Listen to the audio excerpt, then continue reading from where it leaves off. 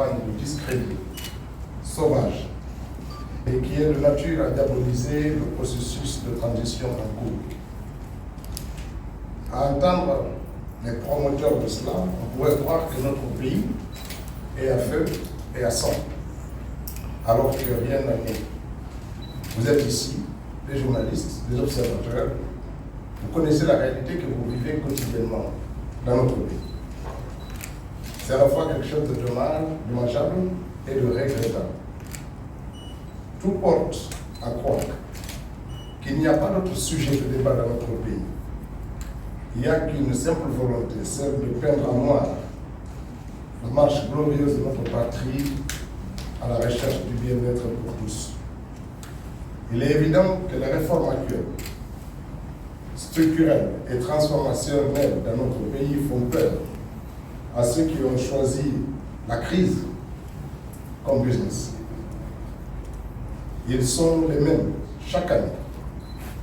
La paix et la quiétude coupent à beaucoup leur gagne-pain. Ils sont dans le pays en dehors. Il y en a qui sont des Guinéens et d'autres qui ne le sont pas. En tout état de lieu, le gouvernement s'emploie et s'emploiera à garantir le bien-être et le vivre ensemble pour toutes les filles et tous les fils de Guinée. La propagande et les propos irrévérencieux, quel que soit l'auteur et l'origine, ne viendront pas dérouter la transition de ces trois objectifs majeurs.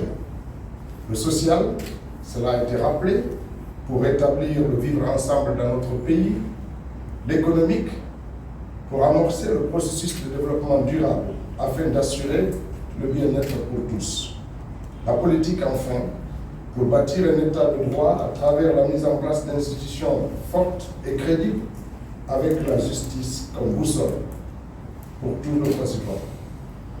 Pendant ce temps, des grands projets structurants sortent de terre partout dans notre pays. Vous le vivez quotidiennement.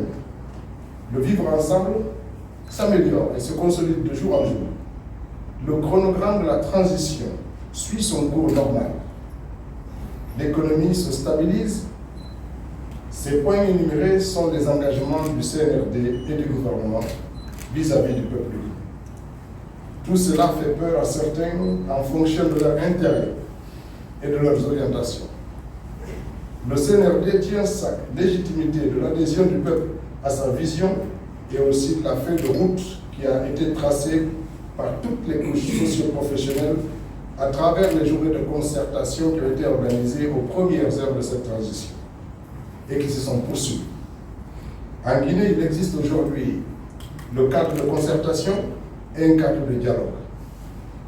Tous ces instruments visent à favoriser le vivre ensemble. Malheureusement, il y a ceux qui pensent qu'il n'existe que leur plan et leur temps. Il y a aussi ceux qui estiment qu'ils détiennent des formules magiques pour faire exploser ce pays. Ils sont connus. Ils n'aiment que leur tête et ne pensent qu'à leur poche. Ces gens se victimisent depuis le début de cette rectification institutionnelle avec une vision et des objectifs très clairs sous la clairvoyance du chef de l'État, président de la République, son Excellence le général Mamadi Doumbouya. À en croire une fois, comme le chef de l'État l'a dit à plusieurs reprises, la justice est et restera la boussole qui guide et guidera tous les citoyens dans cette période cruciale de l'histoire de notre pays. La justice existe dans ce pays et s'exerce. Elle s'améliore et elle a, en toute indépendance, elle agit, même si ce n'est pas du goût de certains. Et pour ceux qui pensent que la propagande volontairement alarmiste est un moyen d'expression dans la République. C'est l'occasion de remercier et de féliciter les braves populations de Guinée qui souscrivent inconditionnellement à ces valeurs qui sont portées par le CNRD.